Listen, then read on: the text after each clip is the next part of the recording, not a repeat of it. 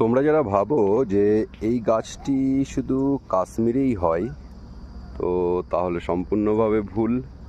কারণ এটা আমি নিজে হাতে লাগিয়েছি গাছটার মধ্যে ফলও এসেছে 2 বছরের মধ্যে, এবং সত্যিই খুব সুন্দর লাগছে দেখতে। তো এই গাছটা যখন আরও বড় হবে তখন ফলগুলি আরও বড় এবং সুন্দর হবে। তো গাছটার নাম আমি বললাম না, দেখি কমেন্টে তোমরা জানাও এটি কি গাছ। আশা করি সবাই বুঝতে পারছো নিশ্চয়ই যে এটা কী গাছ। এটা একটু একটু করে হালকা হালকা করে রঙও ধরে এসছে দুটো ফলের মধ্যে। তো দেখি তোমরা কে কে বলতে পারো এই গাছটা কি।